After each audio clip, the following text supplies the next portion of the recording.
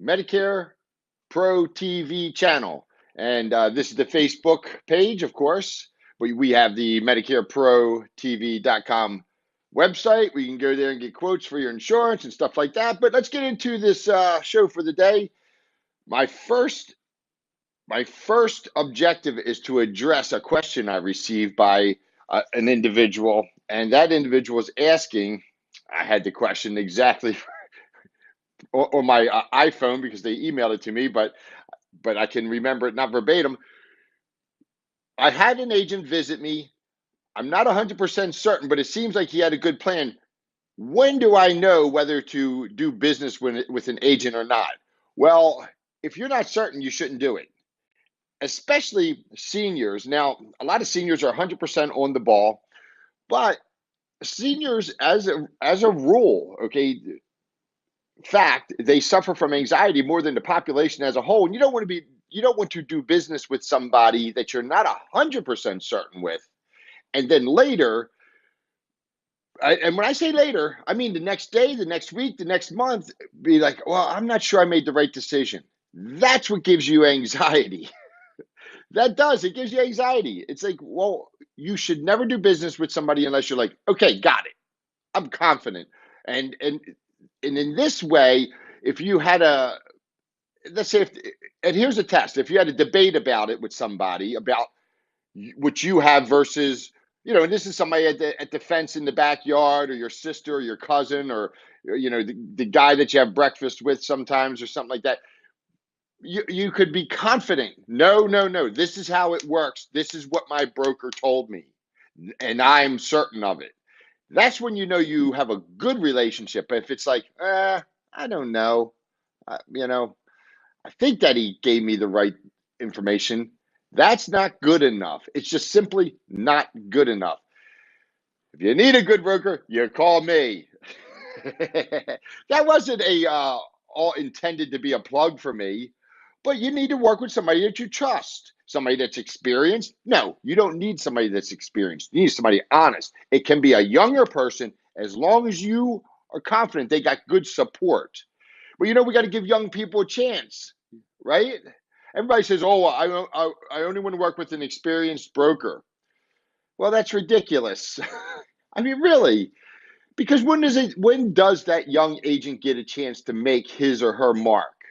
So give them a chance. That's what I say.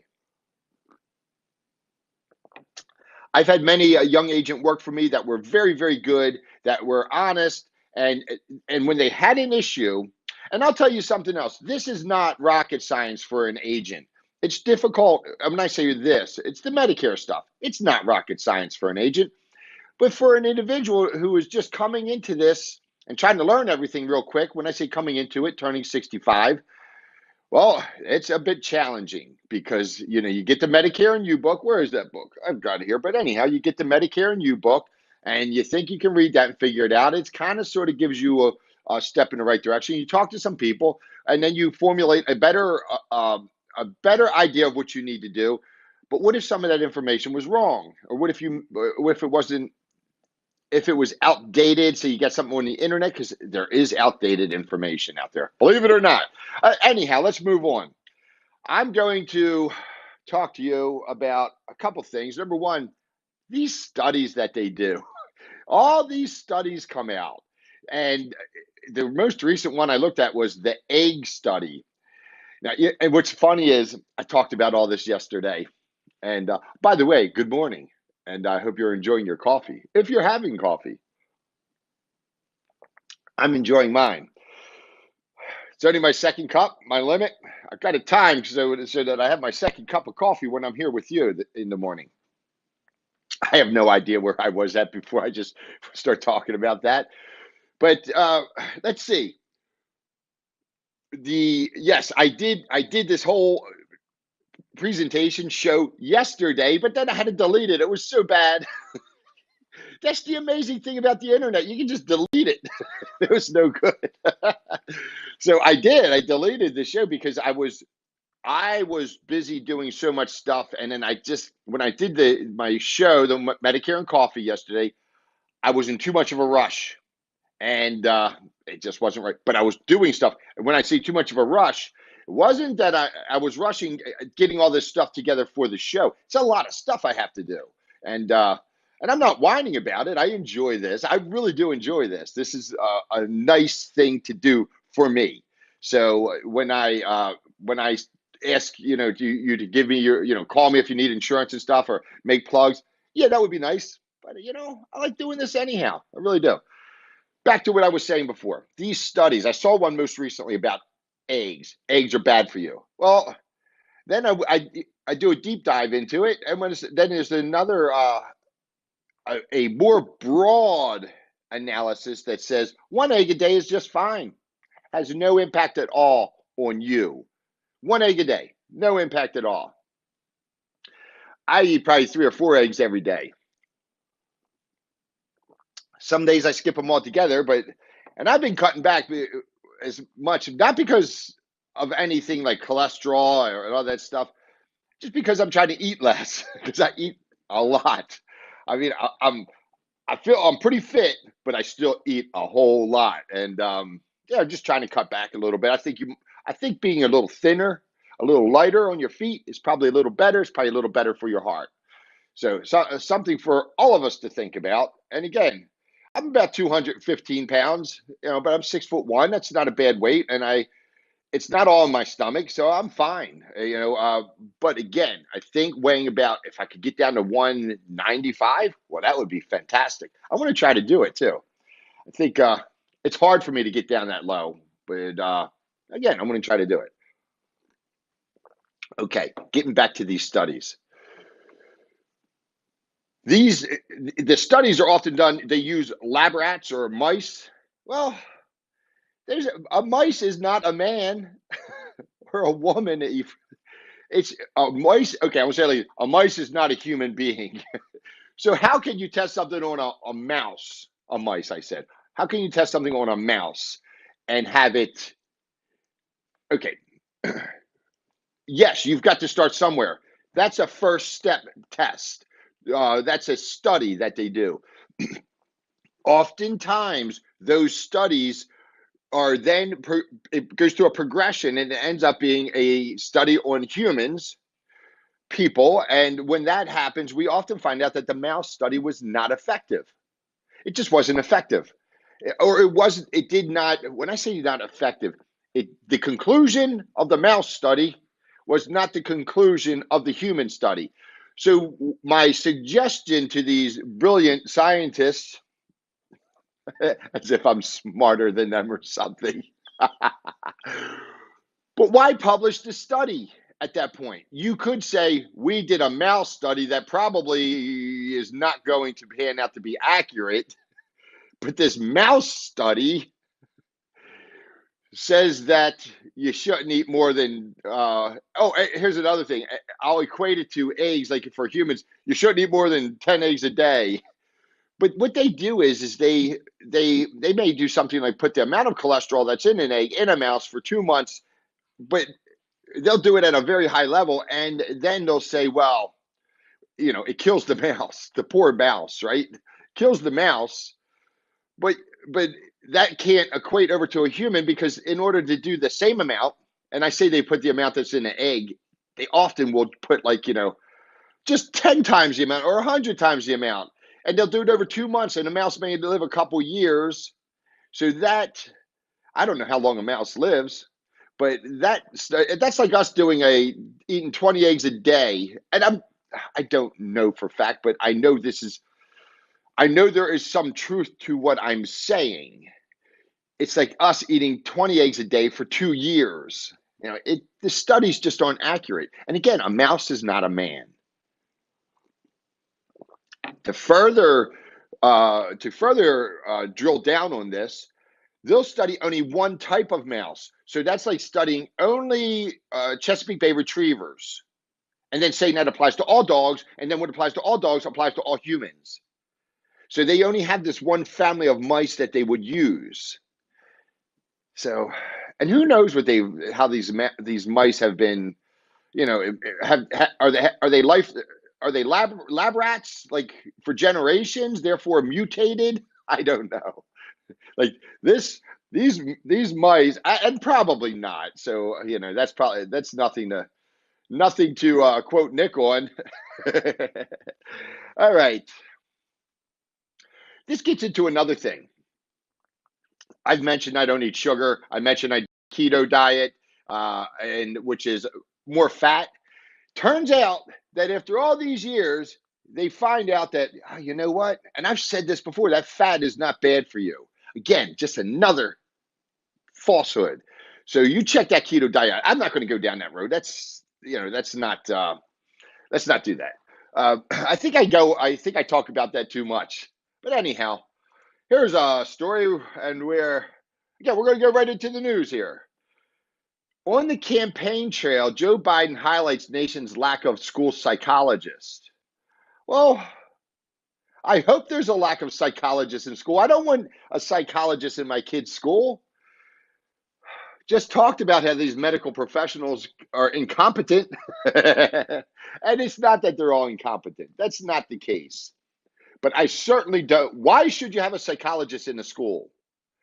That's the problem in America. They're putting psychologists. They want to fix kids in the school. Well, no, the kids have to be fixed in the home. Well, if they can't be fixed in the home, well, they need to fix the home.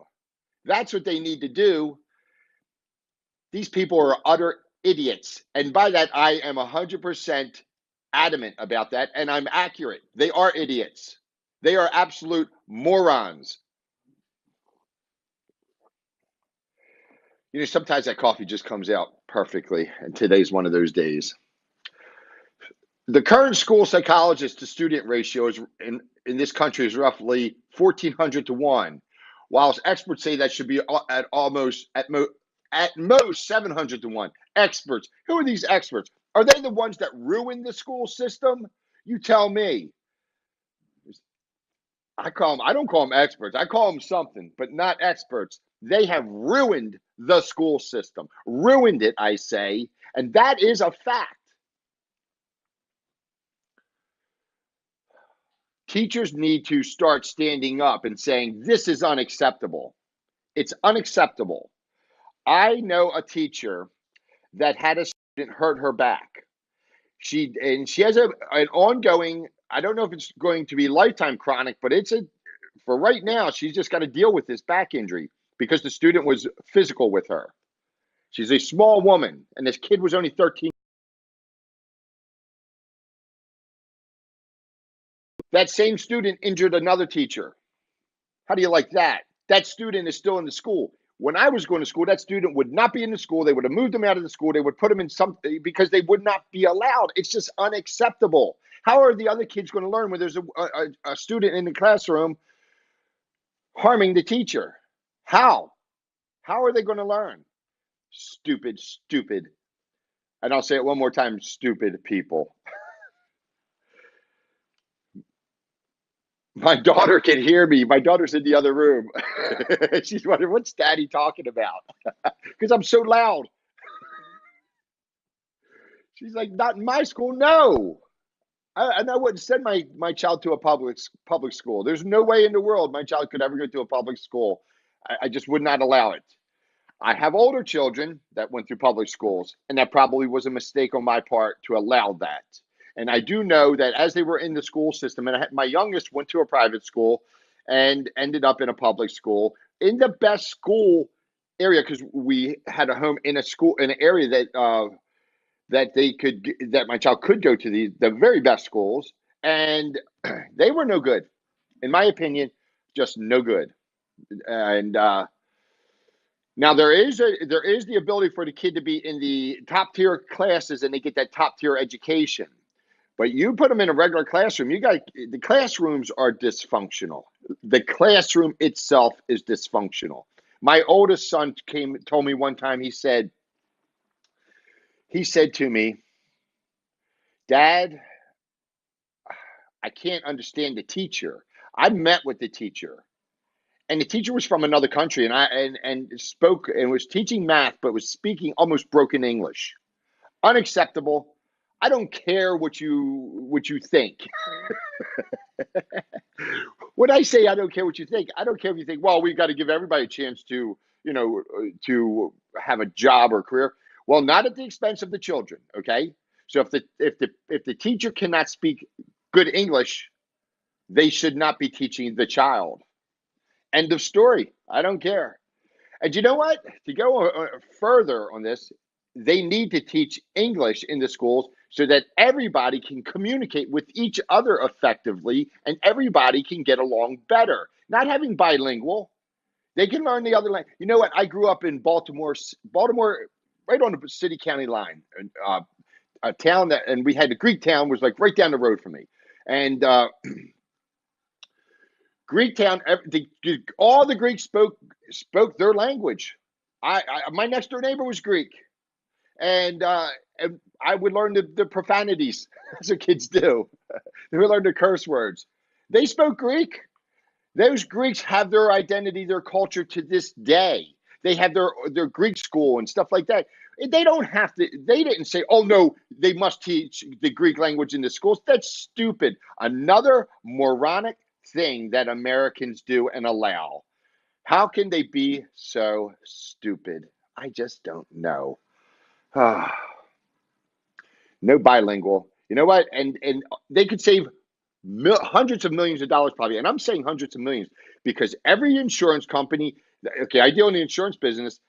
Almost every major insurance company has a whole staff of multi-language things. It's like they have people that can speak Mandarin and Russian and whatever, Polish even. I don't know, but I do know what the back, and they print things in all these different languages. And the government has all this stuff for different languages. Just imagine if they could simplify it and say, no, everybody just learn English. I was going to say something that would be almost profane. Oh, but it's true again, and maybe I shouldn't discuss this type of stuff on this platform. I don't know. But the fact is, I am correct. And so why not speak the truth? And that's the problem. People don't speak the truth. So no, Joe Biden and anybody else. And this is nothing to do. This just happens to be the politician that wrote this article. It may be another politician, that would be on another party that would think the same way. I'll say no to them as well. I'll say, don't be an idiot. Their children aren't going to this school either. They're not going to this ultra dysfunctional school. My children aren't. My child is not. But many, your grandkids, they're in these schools right now. And they need to be out of that school because that's almost the equivalent of child abuse to be in some of these schools. Not all of them, but a lot of them. And people get mad at me when I say that. But it is. Your kids, it may be your grandchild. It's my child, so my child won't be in that classroom where there's these dysfunctional kids or kids that can't speak the language, and it slows everybody down. It's not acceptable. You wonder why? Oh, again, I was going to say it again. Dummies, you dummies. That's why, because they allow nonsensical policies to be imposed on your kids or grandkids. It might be your great grandkids. Probably is some your great grandkids for some of you. Oh, people are going to be tuning me out after this. Oh, well, that's just the way it is. But you got to speak the truth. And people should say, hey, you know what? I like that you speak the truth. And here's my truth. Leave it in a message. But we don't have to be. You can call me a big dummy. But I know I'm right.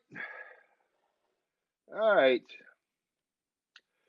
That matters because children's mental health care issues are often detected in school settings. The school psychologists provide the first line of treatment and often set in motion any necessary referrals to specialists. That's the government taking over your kids, you dummies. Tell your kids, get a little bit more active. Hey, little girl. And my daughter just walked by. This is my home office. This is where I do business. There's no reason to have an office somewhere else and pay thousands of dollars a month. That's what it costs. You can't get into an office for under thousands of dollars a month. And in this day and age, why would you do that? A lot of business people are silly. Unless you're hiring a bunch of people. Now I have people that work with me across the country. Hundreds of people that work with me. I have people actually across the world. I have people that work for me. But I do not, don't tell Donald Trump that.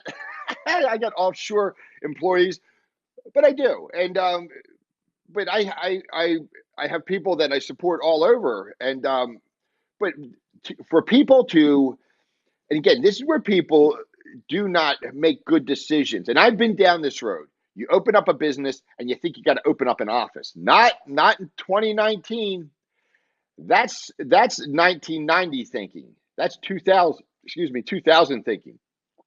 There's so much technology in it and stuff that it's just foolish to carry the burden. It's like buying a Lexus when you can drive a Toyota before you're able to afford a Lexus. Okay. I'm being distracted somewhat. I'm going to get with you, young lady. Okay. Do you need me now? Well, just you don't. Okay, good. You're just watching. 2 thumbs up? Okay, sweetie. All right.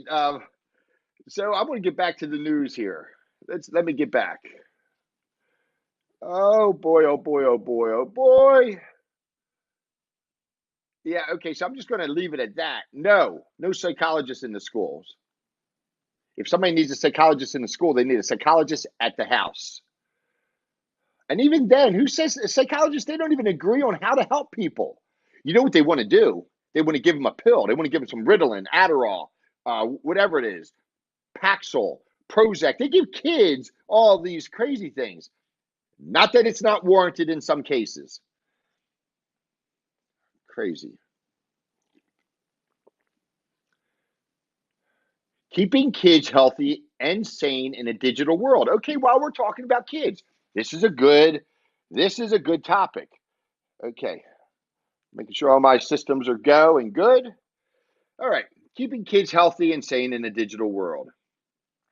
Smartphones, tablets, and video consoles can be addictive. They interfere with sleep. They draw kids into an alternate universe, often distracting them from more productive and healthier real world activities. And they are linked to anxiety and depression, learning disabilities, and obesity. My daughter likes to play with her. She watches things on her iPad, and she probably does a little bit too much. But she does a lot of other things. She does the dance. She does the piano. She does. We get out and do things. We hike. We climb rocks and stuff like that. We take long walks, and we do a lot of things. Swim and everything. So she's getting a good rounded thing. But again, it's too much sometimes. I watched television too much when I was a kid. Not that that's an excuse. Some people may just read too much. Is that possible to read too much? I don't know. That's according to a growing body of research emphasizing the physical and psychological dangers of heavy screen use. Nobody should spend 8 or 9 hours doing anything except sleeping and working.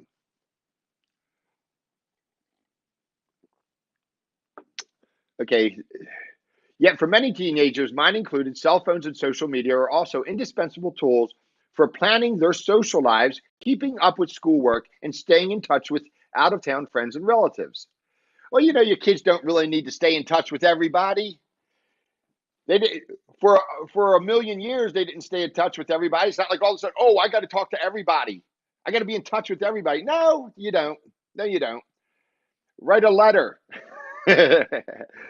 This in touch with everybody is half the problem. No, you shouldn't be in touch with everybody all the time. Goodness. People are talking just to hear themselves talk. They're putting things on the internet just to put something on the internet.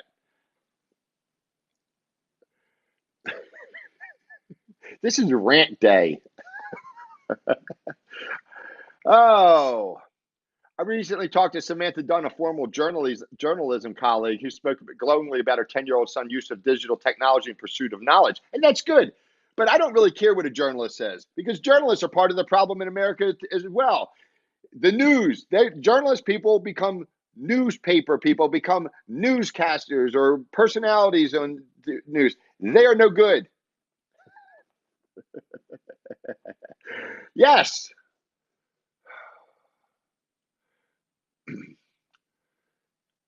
It's just ridiculous. So I'm not reading that.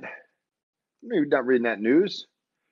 It's not if it's from, okay, we shouldn't be reading news from journalists. It should be people like you and I that should be talking about what's going on because we're really seeing it. These journalists, let me tell you something. They live in a bubble. They don't see the real world. They see it the world according to GARP. That was just quite a while ago. It was Robin Williams, wasn't it? Or was it not? It was amazing that Robin Williams committed suicide. Why, how can people do that? People with so much going for them, obviously not. I'll tell you something. I have, and I've mentioned this before, I've worked with thousands of people, been in their homes. I've pretty much always worked in the home. I did have offices where people would come into my office at different times in my career.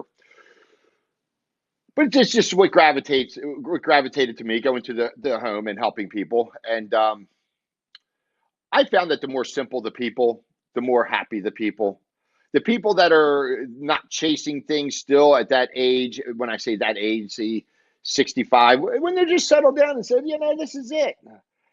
They still are active. They still work. A lot of them, they're doing their jobs still, but they're not out trying to prove themselves anymore. They're just doing what they do. They're comfortable. They've reached the comfort zone. But some people, they never get to that. You have $1 million cash in your checking account. A lot of, it is another thing. People with $1 million, that's not necessarily a lot of money. It's a lot for a lot of people. I wish everybody had it when they retired, but because they do not. But that doesn't make them happy, not at all. And being a superstar or whatever doesn't make anybody happy. So count your blessings and relax and don't worry about anything anymore. I would say the only time I say that somebody's has difficulties is if they have some chronic illness or something. I know my father in the last year or two of his life, he had that COPD. All you could do really is sit back. He had his sports, and that's what he'd say. Well, I got my sports and I got my reading, and he enjoyed that, but he couldn't get up. So terrible. So terrible to. I remember he told me, he said it was hard to get up and go to the bathroom. And, he was serious about it. He wasn't joking, he wasn't saying it in any way other than it's hard. He was just saying it's hard. And, that's just tough, when somebody has to deal with that. So if you have to deal with something like that, I feel for you. Otherwise, get off your backside. All right. I think I'm going to stop it because I don't know where I'm going with this whole thing today. And but I appreciate you watching, listening, whatever it is you're doing. And enjoy your coffee, enjoy your day, enjoy your week, enjoy your life. And if you need anything, send me a message. Go to MedicareProTV.com and send me I guess I got some message things there. You can just send me a message from there. Facebook, on the Medicare Pro TV Facebook, you just what is it? Send me a message through Messenger. That's what I'm trying to say. Through Messenger, send me a message. I will talk to you soon.